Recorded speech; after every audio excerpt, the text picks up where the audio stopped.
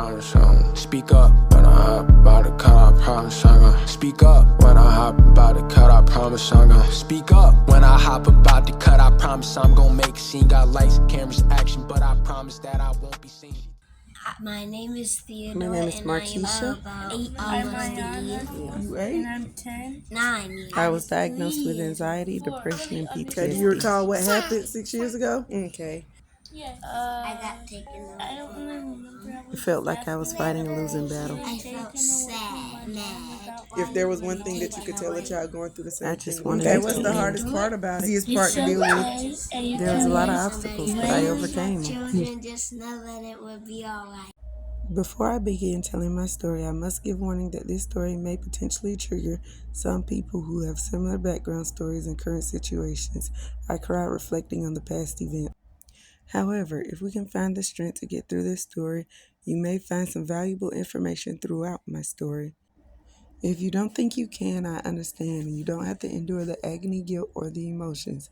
Just remember you're strong and will come out victorious if you never give up. You can still leave questions in the comments, and I will try to help you even if you can't continue.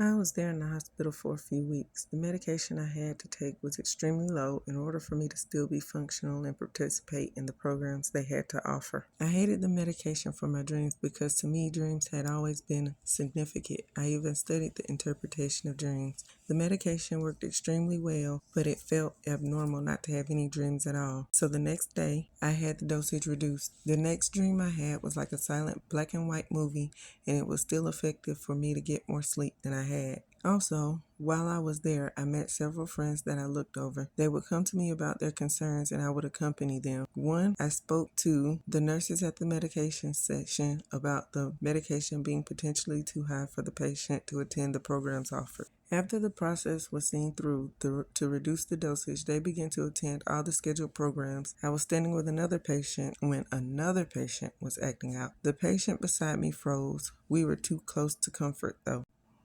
I grabbed her arm and pulled her into the direction of our room, and a nurse redirected us into the community room. She thanked me, and when we talked about the situation until she calmed down. After another conversation, she and he became friends. Soon after that situation, we had to switch rooms. She became my roommate. Little did I know this decision was intentional, orchestrated by the nurses. I started out watching them every night, but the tables had turned. They were watching me and noticed how I advocated for my peers and represented their best interests. And the whole time I was there, I didn't think anything about it. They felt like I was a positive influence in her life, and pairing her with me would be beneficial for her. And I was until something shook me. She had a confession and she exposed it to me. I had never experienced a situation as this. I doctored her wounds by using what was available. I was very resourceful. She begged me not to tell, and I assured her I would not, but she had to make a promise to me as well.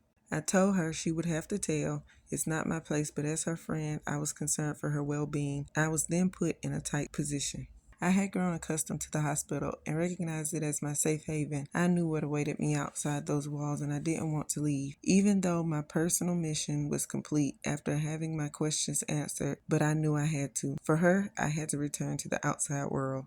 The next meeting with the doctor, he asked if I was ready to go, and my answer was yes. Right before I left, a nurse took me aside. This is where she revealed the entire staff had been watching. How they were shocked about how knowledgeable I was when it came to my own mental health issues, how I created bonds with the other patients and played ambassador for them. Then she suggested I go into the mental health field on the holistic side, but I told her I wasn't interested. And the final thing she suggested was it be something I considered. I left the hospital the day before my 30th birthday. I made it.